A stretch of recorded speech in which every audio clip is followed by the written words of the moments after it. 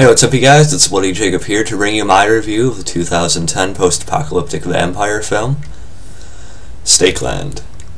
And, I checked this one out on Netflix just last night. I mean, I watched part of it on Netflix last night, but I finished it, just this afternoon, because I was just really tired last night.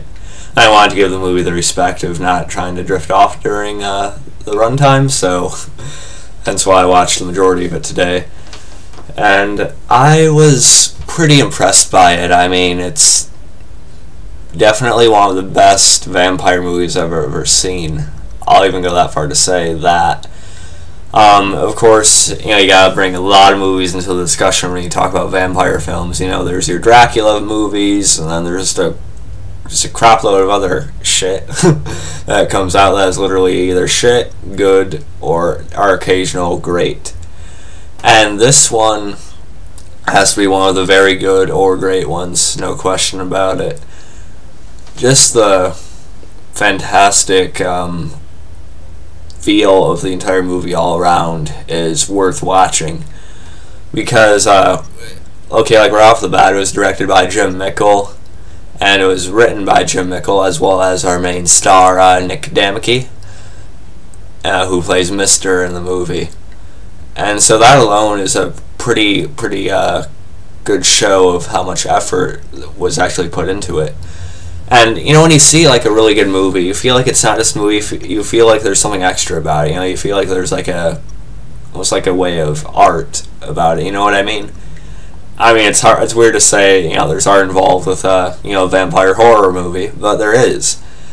And just the way they capture the world. What the world has become in this movie is alone by itself worth checking out, throughout the movie. And the cast itself, like I mentioned, Nick Damici as Mr., hunter of the vampires, Connor Paolo as Martin, even Danielle Harris. I love to see her in movies. Of course, I loved her in the Halloween 4 and Halloween 5. And I liked her in Rob Zombie's remake, 2-part series. I also, I need to see her in the Hatchet movies, and I liked her in See No Evil 2. I want to get more into her movie catalog, so it's good to see her pop up in this one as well. And then it also has Kelly McGillis, or McGillis, who actually plays Helen in Z Nation. The leader of that weird female cult we seen in season 1. So it was surprising to see her show up as well. So yeah, just like the cast in general, there is actually not like a bad performance in this movie. Nick Damici is really good. He kind of reminds you of that. You can see like a sort of like a True Grit sort of feel to it, with like whether it's a John Wayne or the Jeff Bridges version, it sort of like gives you that feel to his character. He's bitter, yet, he has, like, a good side to him, you know what I mean? And, Nick Damici has to give, you have to give your hat off to him, because he acts the part really well, and he also, like I said, writes it. So, yeah, he played a major role in this movie being what it was. And that was one of the most impressive horror films I've seen in a long time. And it actually won, I think, the People's Choice Award at the Toronto Film Festival in 2010, which is really cool. Even Roger Ebert, while he was still alive, gave the film a very positive review, 3 out of 4 stars. So, yeah, I expected a movie like this to be sort of panned by critics, but it wasn't. It was like really, really well received, for the most part anyway, and rightfully so. And the rest of the cast, besides Damici, is good too. Like Paolo, Harris, McGillis, they're all really, really solid in it. And even our smaller characters that we run into, like our survivors or the characters that are part of the Brotherhood cult, even all of them were like really just on in this movie, But of course, the standout performances have to go to Damici's Mr. and Connor Paolo's Martin, of course, our 2 lead characters. And Martin has a very interesting story. Not like completely different from what you'd expect the others have gone through. Like everyone sort of like felt what he has, but we sort of like see his like full on in the beginning of the movie. It's pretty much the opening, and basically his family is killed. We see he unfortunately has to see his father and his mom torn apart by a vampire. And I think also his dog was killed, and yeah, no, I think it's also like one of his really, really young siblings who was just a baby at the time. We have to see a vampire feasting on that, which was pretty brutal, but they only showed it for like a few seconds or something anyway, so it's not a big of a deal if you're like really shy about that stuff. And then the only thing I was a little bit odd about it is how Mr. just like popped up in the middle of the night to show up to save him from that vampire. I just thought that was a little bit too much of a coincidence. I don't know, but nonetheless, it was really a good way to set the tone for the movie, and they really kept that tone going throughout. They never really lost that initial feeling of intensity, that feeling of danger, and just this whole world that they created for this movie alone is what a post-apocalyptic vampire movie should be. And it's if you guys look back, I reviewed the book trilogy Blood of Eden, the Immortal Rules, the Eternity Cure, and the Forever Song. And I honestly hope if that movie, if that book ever gets a movie adaptation, I hope it's like this, because this is the tone it should have with it. I think mine is like, well, along with like the extra vampire stuff they put into that book trilogy, but they should have like this sort of tone and atmosphere in it instead of like the more of like the teen action movie route that I'm afraid of what would go into, unfortunately. So I feel like this movie, along with a movie like 30 Days of Night, is what a vampire movie should be nowadays. They're just two nearly perfect examples of what they should be and what they are in any right horror fan's mind. And yeah, there's just a lot. I could go on and on about the tone and the feel of this movie throughout. It's really, really well done. Second only to maybe 30 Days of Night, because I just really love the whole Alaska setting in that movie, that complete like isolated feeling in that area, in that small town, with all the winter weather and snow and stuff like that. But that's just because of its unique setting. But this, gives you your like stereotypical post-apocalyptic like city woods area, and they just make it as good as it really should be. And so I have to really commend them for that. And I'm not going to go through every piece of the plot here, but there was like I said, that brotherhood of religious whack jobs, basically thinking that God had put these vampires on the earth to like basically purge everyone or like bring them to some kind of like salvation or something along those lines. And we see one of the leaders that we run into, not like the leader, I'm guessing, but like one of them that is just like running this particular area. His name is Jebediah, and our group is captured by them at one point. And yeah, that was pretty interesting because we also find out like how Washington fell through dialogue, like what happened to the government and stuff like that, because we hear that this group, this Brotherhood group, was actually responsible for basically flying over Washington and like dropping vampires into the city, which is a tactic we actually see them use a little bit later on when Mr. and the rest of his group, arrive in like this one of the few like other towns that actually have like a little organized thing going on. Of course, they just drop the vampires in from helicopters, and boom, it's like a bomb. It just basically ruins wherever they drop it in. And we find out that's how Washington fell, and after that, we basically just know that anyone who survived that just like packed up their bags and left. They didn't really care, about the American people or anything like that. Everyone's just kind of in it for themselves, for the most part, minus our relationships with our survivors here. And I really do like the whole setup of Mr. sort of taking care of Martin, because we get that he's sort of like a replacement father to him, like sort of like a father figure type of character, because he had like taken Martin under his wing and is training him to become as good of a vampire hunter as he is. And that's like something we see throughout the movie, you know, sort of like Martin becoming his own, you know, becoming his own Mister, you know what I mean?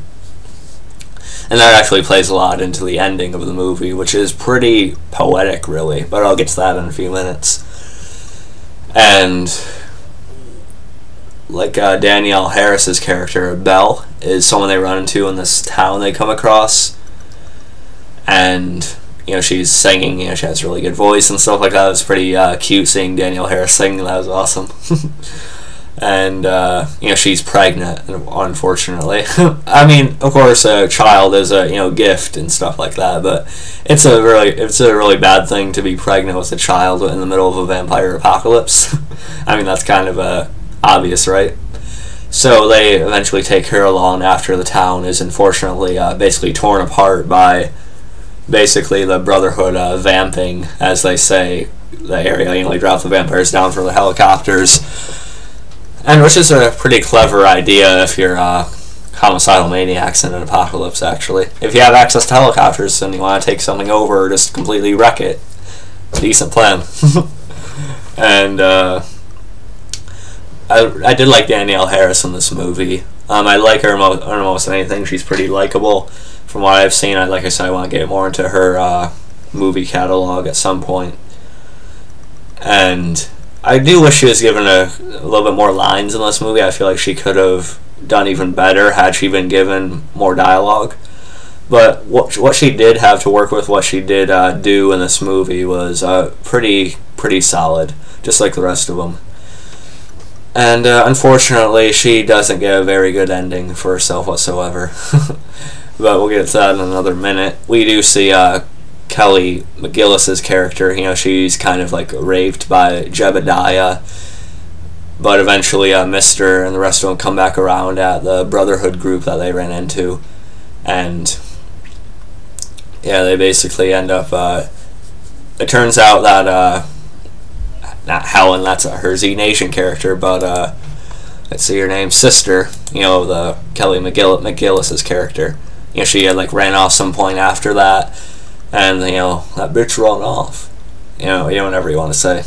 And you know, so she escaped, but they don't know where she is, so it's kind of hopeless, you know, in the world there. And but nonetheless, Mister ends up tying Jebediah to a tree, and you know, he basically like carves a cross into his back with his knife, which is pretty brutal. And you know, of course, dreadfully ironic. And you know, because that's you know, he just wants to go. He always wants Jebediah to die in the most brutal way possible, and that would be drawing vampires over to him and just have him be completely devoured and drained and stuff like that. So it's pretty dark, but that Jebediah definitely deserves it, no question. And they also meet a guy called Willie along the way. You know, he's a former African American, you know, Marine in the U.S. military. And he was pretty likable. I mean, he wasn't around for too long, but, you know, he got along with our little group pretty okay, I guess.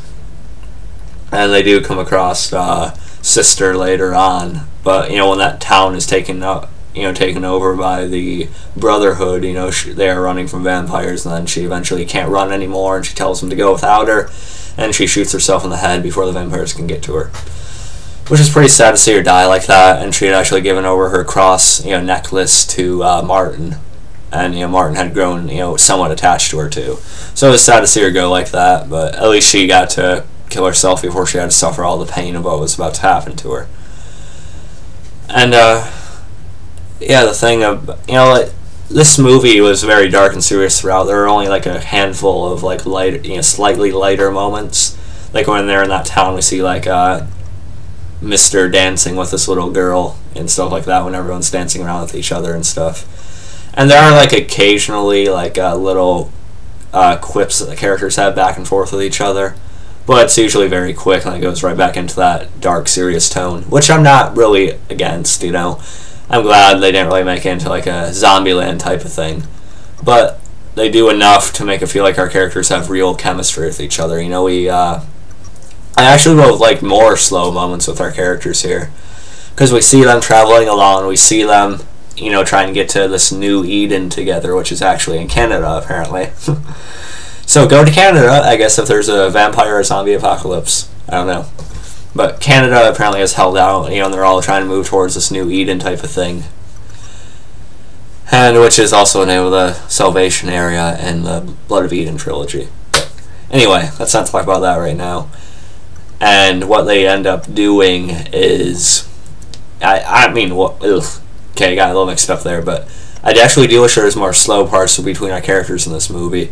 There was enough for me to care, to a fair degree, but I would have cared even more if we had a few more slow scenes between, like, our Misters, our Martins, our Willies, our Bells, and even our sisters, I would have liked to see some of that, like, small talk that Martin speaks about in, one of his narrations. I would like to see actually more of that instead of just having the music playing over, like a montage of them traveling and stuff. The montage was fine, but I would still have liked to see, like, maybe some dialogue between them at one of the places they stayed down overnight or something, just to see them bond a little bit more. You felt like it was there, it didn't feel like it was, like, completely non-existent from what we did see, but I just would have liked them to spend even more time, with all of them still together, Unfortunately, Willie, the ex-Marine, is killed later on. He goes out to take a piss one night. He leaves the camper they were staying in. And I do like how they even go as far as, like, set up wires and cans so they can hear something moving around outside in their area, which is, of course, obviously clever on Mister's part. But unfortunately, when Willie goes to take a piss break, he is nabbed by what we think is maybe some Brotherhood members that were actually trying to hunt them down after they escaped. Or it could have been a vampire, he could have just been dragged off and killed or something like that, And yeah, he was killed, but not quite in the fashion we'd expected. We basically find Mr. Martin and Belle find him the next morning strung up in a tree. And he basically is either disemboweled or he had his heart torn out, one of the two. I forget which one it was, it's kind of hard to tell in the second it showed it, but either way, very brutal and very unfortunate, because he did seem like a pretty genuinely good person, and that's very hard to find in the world they're in now. So that was, kind of sad to see. And also, Belle, when they hear, like, later on another night, they hear something moving around in the woods, they see something running really fast, and Mr. actually speculates that it could be a thinking vampire.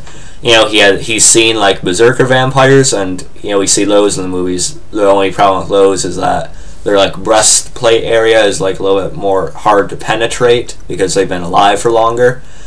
And, as opposed to, like, the other vampires who are usually supposed to be staked through the chest. But with berserkers, by all means, try to stake them in the chest, but, that's going to be more difficult to do. So you have to, like, sort of, like, go up behind their head and, like, stab them, through their brain and stuff like that. Or, like, sever the spine to get them, subdued or something like that. Unfortunately, Belle is nabbed during the night when they go off to see what was making all the noise in the woods. And I kind of question both Martin and Mr. going out to look for the vampire running around in the woods, because Belle is pregnant, she was sleeping. You don't wake her up, you don't alert her to anything, you just let her sleep and leave her by herself while there's a thinking, actual, intelligent vampire out there, apparently. You leave the pregnant 20, 30-something-year-old girl alone by herself while that's happening. Like, even Martin show stayed back with her as, like, Mr. went out to look around in the woods or something. That seems a little bit better idea if you're trying to protect her. But, anyway, Belle is unfortunately taken, and they eventually track her down. Mr. basically tells Martin that it's probably going to be a trap to lure us in, because the vampire can actually think and come up with strategies and stuff like that. This vampire, anyway, can.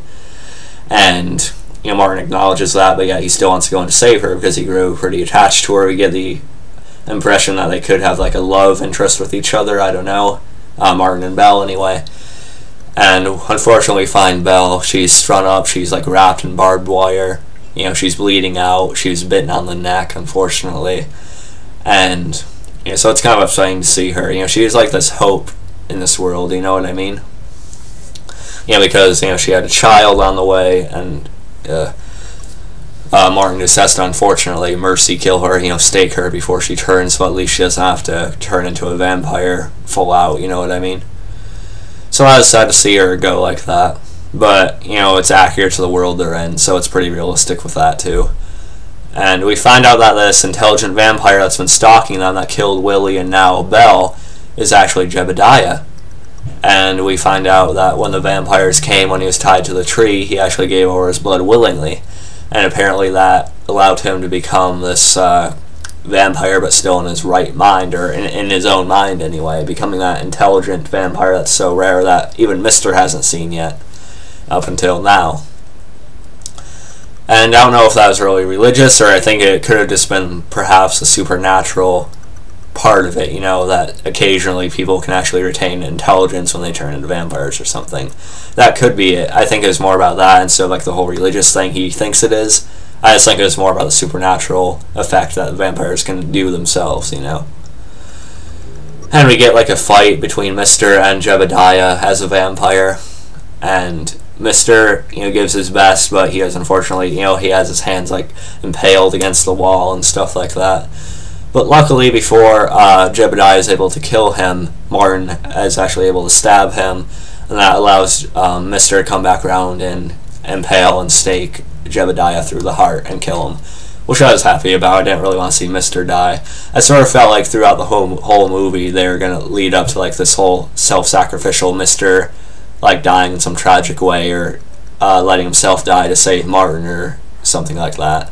But I'm glad Martin and Mr. both survived this encounter, and it was good to finally see Jebediah die for good. He deserved to die in a very brutal way, so I was happy about that. After all he's done, and eventually they come to this another diner type of area, except they see crossbows, just shot through the hearts of these vampires have, of course, eventually burned up in the sun after the fact. I like how they do that. We see vampires, they're pretty much burned to a crisp once they're caught in the sun, which is really cool. And it's like realistic and as violent as it should be, So it's one of the better ways I've seen it done in movies or shows. And they run across this girl named Peggy, and she's on her own, just holed up in this diner, picking off vampires with a crossbow. So I guess that means Daryl from The Walking Dead would do pretty well in this too, right? I don't know. I guess it all kind of depends. But, yeah, and so she explained that she had to, keep her mother, she had to bury her mother after she killed her. She had to kill her and stuff like that. And this was the restaurant her mom owned, apparently, too. So, that's kind of explains why she'd stay around there, for her mother and stuff like that. And it was a little weird because we get that Martin was attached to Belle. Maybe he was romantically interested in her, too. I don't know. But it was a little weird that we just had this Peggy character pop up out of nowhere within the last, 10 or 12 minutes of the movie. And then Martin all of a sudden be interested in her, too. I don't know. It felt a little unnatural. I think they should have done this. I think they should have spread it out a little bit more. Perhaps gave it a little bit more time before she showed up or something. I don't know. But I did like the chemistry he had with Peggy too. It wasn't completely flat or anything. I just felt like it was a little weird that it happened as quickly as it did after what happened to Belle. And Martin and Peggy sleep in the same bed together, and as Mr. watches over them. And he's sort of observing. He's sort of I think he's proud or sort of happy that Martin has found someone. And we see a vampire. A few vampires pop up during the night trying to surround the little diner area. And Peggy shows Martin how she picks him off with the crossbow and stuff. And Martin just goes out and kills one in front of her because she said it was like a really douche of a guy that she used to know, that she's been trying to kill for a while now. It always occurred where she couldn't get a clean shot at him, so Martin goes out and kills him for her, which is, I guess, a pretty romantic gesture. and when Mr. sees Martin doing that, Martin's really quick. He dodges really smoothly, and he just kills the vampire with such a precision that Mr. was trying to teach Martin all along. And so I think the ending, sort of comes the next morning. We see Martin wake up with Peggy, and he finds Mr.'s skull pendant hanging off the mirror of his truck. And a lot of people some people I've seen were kind of wondering about what that meant. Like, people were asking what happened to Mister at the end. You know, you could kind of think that, oh, maybe he was like actually infected by Jebediah during the fight, you know, bitten or something. And he just like went off to, you know, so he wouldn't be around them, you know, after he killed himself, or if he turned. Or he could have just killed himself. That's what some people were wondering. But no, I don't think either of those things happened. Obviously, he wasn't infected. I really don't think so. I think if that was the case, they would have shown him like looking at it briefly or something like that. I think he actually seen that Martin didn't need him anymore. You know, he had brought Martin close enough to the point of finding New Eden, and he had trained him well enough to survive on his own, that he didn't really need him to watch over him anymore. So I think Mr. sort of like went off on his own after he realized that, and he knew Martin could have, you know, make it the rest of the way to New Eden with Peggy. And I think Mr. could have like gone off back down south to maybe see if he could help more people in the way he helped Martin. That's how I interpret the ending. You know, it could be interpreted any way you really want, I guess, but that's what I got from it. And I believe that's the correct way. But you can sort of think what you want, you know, it's sort of like ambiguous too. So it's kind of up to you. But I think he just sort of like went on his own after he seen that Martin could sort of like survive for himself and stuff like that. You know, he taught him as well as he could have, and so he went back down to help more people. That's what I think. And yeah, well, then we see Martin and Peggy actually reaching this New Eden type of area, and yeah, so we end actually on a somewhat happy, hopeful ending, you know. Again, we're not sure how well this New Eden is actually running itself. You know, I'm guessing there's probably some incidents that could screw it up at some point. I don't know. There's still that whole, you know, like Brotherhood terrorist group spread throughout the country and all these areas and stuff too. So it's, you know, probably not going to be perfect there forever either. But maybe there's I think we're meant to think this is a chance for civilization to sort of like rise back up, hopefully. And yeah, that's pretty much the story to the movie I wanted to discuss. If I left anything out of the movie that you wanted to hear me talk about, feel free to leave a comment. We'd love to discuss it with you guys. And yeah, overall, Stakeland, a very well done horror movie, a very well done vampire horror movie. I really like the cast. You know, like no one like really like completely blew me away, like you know, blew my mind or anything like that. But everyone all around was really, really solid. Pretty good choices for each of the roles, really well casted. And yeah, much better acting than you'd expect from a independent, lower budget movie, you know. I think it only had like around, let's look it up, $625,000 total for their budget, which isn't very high at all for movies nowadays especially. And so their budget, they used the money really well. It looked realistic, you know, all the visuals and stuff. The scenery was really good. You know, of course, they probably filmed on location and stuff like that. And they used their money well, really well casted. All the actors and actresses did a very good job. And yeah, they maintained this great atmosphere throughout the movie that I really liked, that, you know, should be in all these types of movies. And yeah, this and 30 Days of Night are what I believe to be the bar for what vampire horror movies should be nowadays. And yeah, this and 30 Days are the standard bearer, in my opinion. And yeah, so very good. I'm actually planning on buying this soon, along with 30 Days of Night, and I'll probably do a video on it when I do get both of them. And yeah, I hope you guys enjoyed this review. Definitely check it out if you have Netflix, or look it up some other way. I'm sure you'll be able to find it somehow.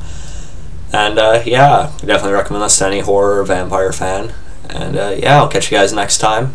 Not sure for what. Game of Thrones is tonight, so I'll probably see a review of that by tonight or tomorrow. And yeah, catch you guys next time, and peace. I really hope I don't get vamped tonight.